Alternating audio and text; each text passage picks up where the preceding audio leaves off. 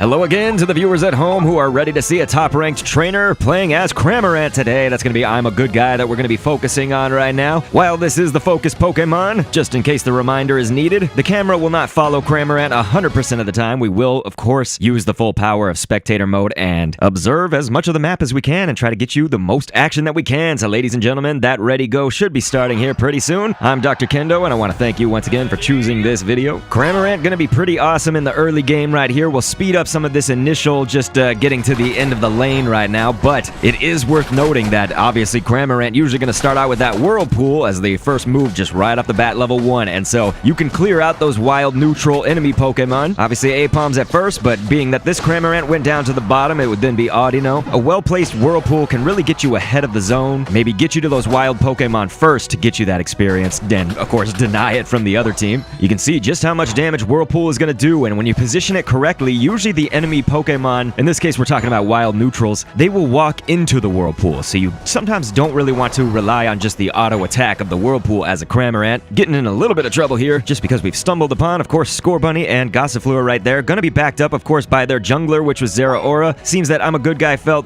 too little HP right now to continue to help the support crew that arrived. Only got a little bit of healing and then came in, and you can see that right there. Like we said, a pretty crazy amount of damage can be done there just with Whirlpool alone, but even when you have to switch off to Whirlpool, whatever you choose. Speaking of course, a lot of the times a Cramorant, you know, you're looking for level 4 to get your first move, then level 6, depending on the source, meaning who you listen to, who you talk to, who you're hearing this information from. It's oftentimes Surf and Hurricane, or you're going Dive and Air Slash, and did just want to interject, it looks like Prinzo the Squirtle was getting the jump, but no, Fletchinder actually going to come in and turn that around. I was surprised. Brought that Fletchinder down to just about like one hit away, and boy, did it come back and punish that Squirtle right there. So good thing that we sort of paused to mention this, of course. You see the assault continue on the bottom lane right now, as Scorbunny does seem to be, for Orange, probably trying to hit some of the camp and the creeps too. Just catch up a little bit right there. A lot of pressure on this bottom lane, especially for this little Gossifleur. Holding its own though, but really feeling the pain, right? But like mentioned before, one thing we can say, of course, is that Surf overtime, Dive overtime, they have been tinkered with in across the various patches of the game. And so, for instance, one of the semi-recent patches for when mobile came out on September 22nd, the damage dealt from Surf was decreased a bit, but for instance, the cooldown of Dive was reduced. And so I'm really going to leave this up to the interpretation of the individual Cramorant player, as we see Sylveon getting into this with Potato, our Gabite player right there. And for the curious, this was post-nerf of Sylveon. Of course, this was recorded on October 11th, possibly going to upload on October 12th, my son's birthday. And wow, nice use of the Dragon Rush right here by Gabite, really catching that Sylveon at kind of the last second that you could have, to then obviously push it back way closer to their territory and way closer to their goal. Man, if you can do that, more power to you. That was really, like we said, kind of the last second. We do just want to say, for those unaware, of course, you cannot see the held items of any of the players in Spectator mode. I do feel that this is a feature that they need to add, so, you know, whoever's listening to me out there that works on the game, please. We get a lot of questions about that. Now, of course, if the item does have some sort of visual effect, you know, think about XP share, think about score shield and things. These are things we can see, and actually this Cramorant positioning them well, while Orange Team is ahead right now in score, and then we're going to eat those words because a massive drop of points. All three of those Purple Squad members right there dropping in on that top lane. We were going to make mention of this because essentially it's just going to now remain to be seen, of course, which squad is going to get that Dreadnought right now, and our Cramorant doing pretty good at leveling right here. You can see leaps and bounds ahead of some of the Orange. I mean, we still have an Eldegoss at level 4, which is a little bit surprising, but this is something about Cramorant, especially early game and early half of the game in total, is you can really take on those wild Pokemon. You can steal, you can quickly take them down, get that experience quickly for your team, and we now finally see the pressure of some Orange Squad, and it looks like this is going to be the first Unite move right here from Cramorant, which is going to be that Gatling Goat Missile. It does seem Talonflame able to actually get that Dreadnought for the Orange Squad, so it was initially, at least in my thoughts, it was going to go to Purple, but Orange definitely kind of fought that and deserved it, I would say, and right there was just sort of a battle of range. It's very interesting, you know, Cinderace just having extreme range on the map, and Cramorant, obviously with that Gatling Goat Missile, can hit in a huge area, but Cinderace obviously able to hone in on that, come in and punish, and it does seem that Rotom also went to the Orange Squad as well, so right now they're starting to be positioned a little bit well, so you can see that this is a little bit back and forth right now, just by score, but also by which squad is making moves. Obviously, we had a lot of Purple leveled up, and you could see what that Dreadnought did. We've already brought our Eldegoss from Orange up to 8 from level 4, but everybody else sort of getting back, closing in that level gap that they had with Purple right now, so Cramorant not looking so special anymore, and so we're already entering into that mid-game, of course, and you can see that Sylveon right here was taking down that Rotom, not wanting it to touch that top goal. That top goal is in a little bit bit of danger. You just want to do that if that's the priority, you know, if that Rotom really is a priority and you maybe don't have other enemies around you and things. Highly contested right here, though, for this top purple goal. A little bit intense, but we also see now a skirmish on the bottom right there. So both squads battling this out very hard, and it looks like Cramorant is going to go down to that Cinderace, thinking that it had escaped, I imagine, just at the last second. And Blastoise going to pull off that Hydro Typhoon. That Unite move is going to take down any remaining purples from the area. You do have to question, you know, you can obviously use your Unite at this stage and still be safe for the Zapdos, really, as long as you're using it before that 3 minutes. You notice how Blastoise earlier on Orange used that Surf to push back Cramorant, and right here we actually have purple Blastoise pushing everybody else back, and that is going to set them up nicely to get the KO on Blastoise. And then look at this, Talonflame with such little HP, being a little bit fragile already as it stands, then coming in with such low health to pick off our Cramorant focus, but to get KO'd itself. You do have to question whether the trade-off was right. Of course, right now you can see Orange has widened the gap on score, though, of course, and Blastoise likely signaling everybody. We can at least see those mini-map pings right now to say, gather here, man. We're trying to go for this Dreadnought, and not too many of them are backing him up quickly, while Orange, Blastoise, and Talonflame right now kind of closing in on that Dreadnought as well. And so we're going to see which squad will get this Dreadnought. It could definitely be pretty pivotal for either one, and it looks like now purple Blastoise going to use the Hydro Typhoon, not at the best time, not to its fault necessarily, because Talonflame did, of course, get the jump pretty much right as they were initiating that Unite move, and so definitely unfortunate for Prinzo here. Our purple Blastoise is now Cramorant is joining the fight for that Dreadnought. As right side, I can't believe it. They actually stole, again, very surprised, thinking that that was going to go for purple, and it did not. And so look at how this Cramorant right here used, of course, the Hurricane and Surf. And so especially when you're just at that close range, but even if you want to escape, you'll use that Hurricane almost on yourself, you know, very close to yourself. And right there, that Unite likely just to save its own self, as that would not have been a good time to get KO'd. And then the unfortunate part about it is, of course, losing its life still in that fight. And so Orange really starting to do damage now, just by score, but we see purple, of course, now dropping in a 40 right there. That's Sylveon. Can the Greninja drop in the 50? We do want to kind of keep our eyes peeled on this action. And of course, that goal was busted, so Greninja, it would be sort of a tall order, I guess, to drop in that 50 on that bottom lane, of course. This is often a time where if you can, you are going to be farming, you know, before that Zapdos, and you do want to, of course, make sure, hey, maybe if I can get in these 50s before the Zapdos arrives. We have a little bit of time, obviously, but you have to imagine it essentially in terms of, well, when we defeat the Zapdos, that's also another influx of points that we could be getting, but if you have 50, you're obviously not going to get any more. You can't exceed that. So that's what you're seeing here, largely by purple. You know, they are, of course, mostly keeping up in levels. We can see this, of course, with all of their portraits on the bottom left and right for each team. Cinderace right now getting the jump on this Greninja in the bushes. Tall grass usually creates an interesting mechanic. Greninja doing well, though. It's not necessarily in danger or anything. And of course, now being backed up by Sylveon and Cramorant as Greninja, they just bursted on that Eldegoss right there, as now Garchomp chipping away at this top lane goal. Completely uncontested right now because all the purple squad really is down on this bottom lane, clearing that out right now. And there it is again, a well-placed Hurricane and Surf. I mean, it just does so much damage, and you have the knock up from Hurricane, so while they are knocked up and, of course, damaged upon landing, that was actually a trade. We got a KO for KO right here. Cinderace, Cramorant, pretty much rivals in this whole game. It's just, and then that's really indicative of playing a Cramorant likely and playing Cinderace, for example, because Cinderace, it does have better range and typically better damage output compared to Cramorant, while having dash moves at its disposal, of course. And so sometimes either like a heavy tanky Pokemon, maybe Blastoise you think about, that can still deal a lot of damage, I'm saying. You know, these are some enemies for Cramorant. Sometimes with Cramorant, though, and we've seen it in this match, actually, it's been sort of a good display of this last facet. We're sort of talking about this a little bit late as well, especially since it's already happened by example a few times, but really just having that sustain is important with Cramorant. It can be a little bit tough, but the escape is often tough, and so that's why actually we saw, of course, this Cramorant player did go with the eject button. I've seen some people run full heal. Orange really prepared for the Zapdos. They just bursted that out, and our Blastoise from Purple Squad did come in with that Unite. It's really tough to time that when you're under all that pressure, and of course you could just get KO'd before you actually can even get your Unite move off, and Cramorant just a little bit late, but coming in with that Unite move, of course, trying to pick off people on the Orange Squad right here who all now just have 50s, 40-somethings. You know, they're able to drop in these massive point values. That's probably going to be it, you guys. That's we can obviously see a huge gap right now in score. Even with Zeraora, I mean, if this Sylveon, no, it's going to get disrupted by Blastoise. I was going to say, even with its scoring right there, that would just be 100. No small potatoes, but obviously in comparison to the 838 right now that Orange has, Purple Squad might be crying. You know, I think that this was a match really actually pretty good in that early and middle game, and then it was the latter half of the middle game where Orange really started to dominate right there. You can see Sylveon trying to use this Fairy Frolic, the Unite, just to escape right there. It doesn't want to lose the 50, but like I said, you know, and they they can't see the score, so they don't know exactly what we're talking about right here. As spectators, though, when we can see that the gap is this wide, you know, we often think, maybe in hindsight, or maybe think with a different perspective, as that Sylveon does lose its life to the Talonflame. And I feel like I've said this too many times. It's got to be one of those cliches, too, so hopefully nobody's tired of hearing it, but it really is kind of all over but the crying. I mean, you can make that small push. You don't know the exact score as purple, but you know that you are in trouble, so we can speed this up just a little bit here. And yeah, Blastoise going to be punished by orange Blastoise right there. Not able to really get that goal in, especially now with Garchomp jumping in as well. Greninja going to try to support. I mean, it's this is a pretty arduous task right here. Zeraora and Cramorant seem to have given up. You know, it looks like they're actually just staying still back there at their base, and so they may have even tried to surrender at this point, and the allies did not do it. So sometimes that's what happens, you know,